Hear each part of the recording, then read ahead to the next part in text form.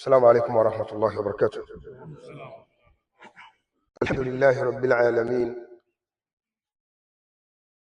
وبه نستعين على أمور الدنيا والدين، والصلاة والسلام على أشرف الأنبياء والمرسلين نبينا محمد وعلى آله وصحبه ومن اهتدى بهداه إلى يوم الدين. أما بعد،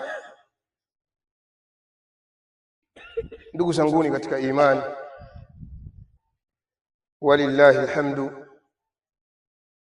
tumefikia ile hatua ya mwisho kwa utaratibu wa Uislamu, hatua ya mwisho katika kumstiri mama yetu, Allah amghafirie. Lakini Mtume alayhi salam alikuwa akifikia hatua hii, basi anawaambia masahaba zake, istaghfiru li akhikum wasalu lahu at-tathbita fa innahu al-ana yus'al. Mtume alayhi salam alikuwa akifikia hatua kama hii ambayo sisi tumefikia.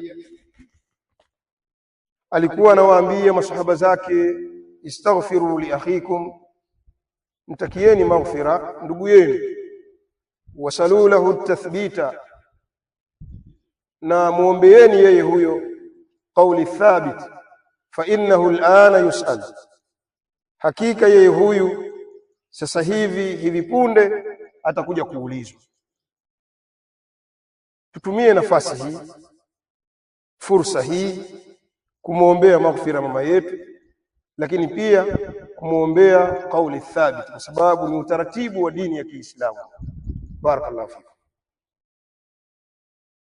Ndugu zanguni, ikiwa tuko katika jambo ambalo linagusa kila moyo wa yule aliye hai, kwa sababu ni jambo yakini, jambo la kifo ni yakini isiyokuwa na shaka. Na ndiyo maana hata mtu akiwa vipi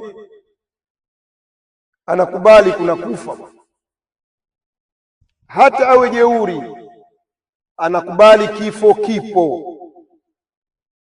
Lakini watu wanakitilafiana kwa wale ambao hawana dini, kuwa je, baada ya kifo kuna kufufuliwa na kulipwa?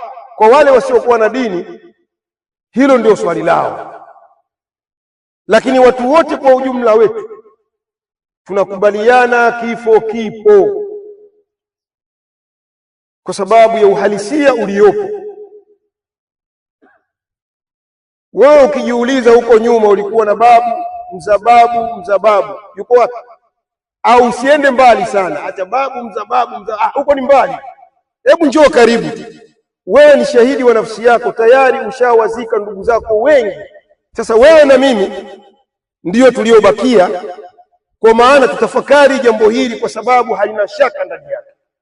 Na ndiyo maana Allah subhanahu wa ta'ala akamueleza nabii wake Muhammad alayhi salam, tena kwa kumuamrisha, anamwambia, qul yatawaffakum malakul maut alladhi wukila bikum thumma ila rabbikum turja'un. Sema ewe Muhammad, waambie, tuambiwe sisi, yatawaffakum malakul maut, atakufisheni malakul maut yule alladhi wukila bikum, ambaye amewakilishwa ninyi kwenu kwa kazi ya kufisha watu. Thumma ila rabbikum turja'un, kisha mtarejea kwa Mola wenu mlezi. Aya hii ni ushahidi kuwa suala la kufa hakuna upinzani. Lakini aya hii ina mambo mawili muhimu: jambo la kufa ambalo halina upinzani, lakini jambo la pili ni suala la kurejeshwa kwa Mola wetu. Kwa maana tukirejeshwa kwa Mola wetu, tayari kuna mambo kule ya kufufuliwa, lakini pia kuna mambo ya hisabu, na kila mmoja atalipwa kile alichokifanya. Na mfano wa aya hii ni pale Allah subhanahu wa ta'ala aliposema kul innal mauta alladhi tafirruna minhu fa innahu mulaqikum thumma turadduna ila alimil ghaibi wash-shahada fayunabbiukum bima kuntum ta'malun. Allah subhanahu wa ta'ala anamuamrisha mtume wake tena katika aya nyingine, sema ewe Muhammad, kul innal mauta alladhi tafirruna minhu, sema ewe Muhammad, hakika hiyo mauti ambayo ninyi mwaikimbia, fa innahu mulaqikum, hakika hiyo mtakutana nayo. Thumma turadduna ila alimil ghaibi wash-shahada, kisha mtarejeshwa nini, kama ilivyosema aya ya mwanzo, kisha mtarejeshwa kwa yule mjuzi wa siri wa mambo yaliyofichikana na yule mjuzi wa dhahiri. Fayunabbiukum bima kuntum ta'malun, na atakuzindueni, atakuambieni yale ambayo ninyi mlikuwa muyafanya. Aya hii ina mambo matatu. Jambo la kwanza, jambo la kufa halina shaka. Jambo la pili, kurudishwa kwa Mola wetu. Jambo la tatu ni kule sisi kufufuliwa, alafu Allah subhanahu wa ta'ala kila mmoja ampe hesabu yake kwa kadiri ya amali yake aliyoifanya. Ndugu zanguni katika imani, sambamba na maneno haya ni yale maneno ya Khalifa Umar bin al-Khattab radhiyallahu anhu, amirul mu'minin. Umar bin al-Khattab radhiyallahu anhu katika athari yake alikuwa anasema, inna an-nasa yaqulun, hakika watu wanasema, mata fulanun wa fulani, amefariki fulani, kafariki fulani. Ni kawaida ya watu kukicha hivi au usiku au wakati wote watu wanaambizana maneno haya kwamba leo kafariki fulani, leo kafariki fulani. Si ndio kawaida? Hata mama yetu pia alipofariki tuliambizana kuwa mama yake Ustadhi Ali amefariki. Si jambo maarufu bwana. Watu, Umar bin Khattab anasema, watu wanasema kafariki fulani, kafariki fulani, wasayaquluna mata Umar, na watakuja kusema watu, iko siku watakuja kusema watu amefariki Umar bin al-Khattab radhiyallahu anhu. Lakini yale maneno aliyozungumza ndio uhalisia. Leo tuzungumza Umar bin al-Khattab hayuko, yale maneno yake watu walikuja kusema katika zama zake, Umar bin al-Khattab amefariki. Sasa maneno haya chukua kwako na kwako, chukua maneno haya kwako na kwangu, kwa maana iko siku itakuja kuambiwa, itakuja kusemwa leo kafariki fulani, ambaye ni wewe au mimi, itakuja kusemwa. Lakini pia yule msemaji pia itakuja kusemwa kafariki fulani. Yani kwa maana hakuna wakubakia, kifo kipo. Nini zaidi ya hapo? Ni sisi kujiandaa na maandalizi kwa ajili mahala hapa. Ndugu zanguni katika imani, panahitaji maandalizi na wala sio ujanja. Hapa panahitaji maandalizi ya kweli, sio ujanja. Wewe mtu mzima, umri umeenda. Nikizungumza maneno haya kuna watu wanachukia, lakini wacha wachukie tu, lakini ukweli umefika. Yale maneno ya sawa yawafike. Wewe mtu mzima, umri umeenda, mpaka leo hujarejea kwa Mola wako. Na yule atakayesema kwamba jamaa kanisema, ndio wewe nimekusema, wala ondoa shaka, kwa sababu haya maneno tunayasema watu wapate kuzingatia. Yani si tuzungumzi kwenye hamna, tunazungumza kuwalenga watu. Mtu mzima na umri wako, mpaka leo hutaki kurejea kwa Mola wako, utarejea nini? Na kifo tumeona ni yakini, sio kuwa na shaka. Wewe watarajia nini? Haya, vijana kwa makamo yao walionayo, kwa umri wao walionao, vijana amrudi kwa Mola wenu Allah subhanahu wa ta'ala. Mataraji nini hali ya kuwa kifo ni jambo lipo? La shaka. Mataraji nini? Jalia wewe hapo ulipo leo waondoka, wafa na watu wakutangaza kafariki fulani. Kuja fanya amali ya kheri, waenda kumwambia nini Allah subhanahu wa ta'ala? Alafu natija katika hilo, eti watu hapa baada ya kuzika kama hivi, watu wakusanyike wamsomee hapa siku nini, siku ni atwaje ile, kusome hapa. Ndugu zanguni, hapa kinachosaidia ni amali. Acheni kudanganyana. Suala mtu kafariki eti ndo kwanza haja asomewe hapa talaki, eti naitwa nini, eti afundishwe majawabu hapa. Mkudanganyana huku. amali yako peke yake ndiyo jambo litakalokusaidia hapa. Na kama ulifanya amali katika zile sadaqatun jariya pia zitakusaidia hapa. Lakini sio waje hapa wamuita fulani bin fulani, alana yatika malakani fala yufzak. Haya maneno fake, hayana msingi katika dini.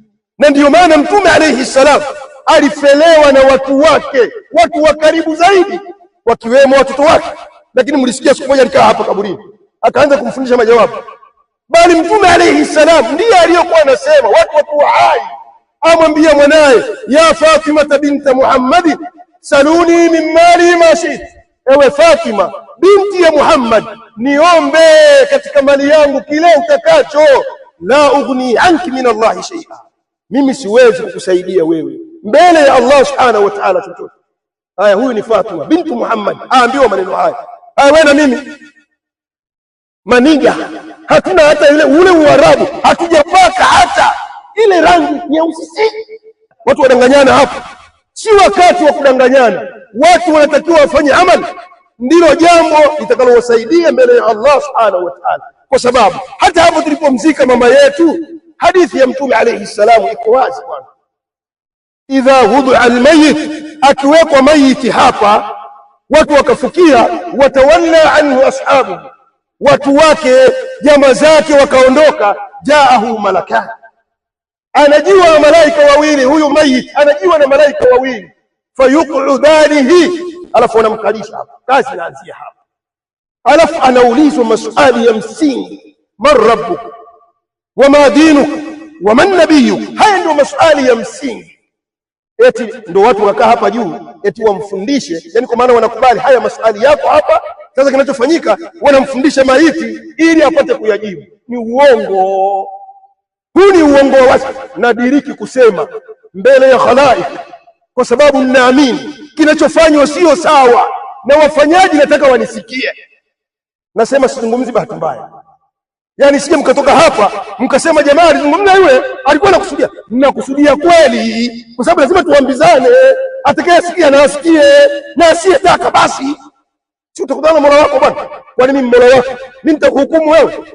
Wewe hutaki kuelewa, endelea na maisha yako na utaratibu wako, lakini utakutana na Allah subhanahu wa ta'ala. Ndugu zanguni katika imani, tumcheni Allah subhanahu wa ta'ala. Makamu hii ni makamu ngumu sana, lakini kwa wale ambao wamemtambua Allah ni pesa. Mtu anapata kujibu maswali. Ama watu wanakuja kufundishana hapa juu, nyewe ondokeni hapa leo, mujue ni uongo. Haya mambo ya kuja kufundishana hapa juu ya kaburi, alafu wao wanamwambiaje maiti eti asiogopeshwe? Yani malaika Allah amewaamini huko, amewatuma waje wamhoji mje wake, alafu wewe muondoa wasiwasi, wasikutishe, wasikuogopeshe. Wewe nani? Wewe nani? Yani wewe utakujifanya una maarifa kuliko Allah. Basi bahati mbaya ulionayo, huyo maiti wako hasikii. Sasa hapa huyo maiti wako hasikii, kwa sababu maiti ana sehemu maalumu anasikia. Sio kile unapotaka kumzungumzisha wewe maiti wako basi ndio asikia. Dalili ziko wazi, maiti ana maeneo na sehemu maalumu anasikia, na ni usikivu maalumu. Sio waje tuwazungumza kama ni babu yako wamwambia maneno waondoke. Haya maneno ndugu zanguni katika imani hakuna katika dini ya Allah.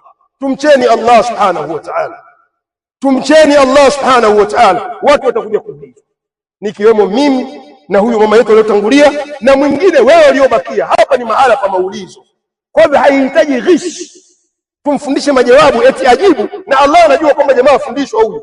Hebu nikuulize swali la kawaida tu. Wewe kwenye chumba ya mtihani umewekwa pale na kalamu yako na daftari yako na karatasi yako, swali la kawaida kabisa. Alafu kuna mwalimu msimamizi wa mtihani kule, alafu jamaa mwingine yuko dirishani pale, ndio hapa 2 ni 4 hapo, weka 4. Mtihani wao upo kweli? Kuna jibu hapo kweli? Hai, wanadamu tu wanachukua ile karatasi, wakijua wamefanya ghishi wanapasua tu pembeni. Wanadamu hawa ambao hawajuaji mambo kwa ukamilifu wake. Allah subhanahu wa ta'ala, acheni kumchezea Allah. Tuambizane, acheni kumchezea Allah. Hapa panataka ukweli, ulikuwa unaishi maisha ya namna gani? Basi ikiwa ni maisha ya shari, wewe shari yako utakumbana nayo. Ikiwa ni maisha ya kheri zako utakumbana nazo. Tumuombeeni Allah subhanahu wa ta'ala amjalie mama yetu kauli thabit vile vile amghufirie mama yetu. Wallahu a'la wa a'lam. Naktafi bihadha. Barakallahu fikum.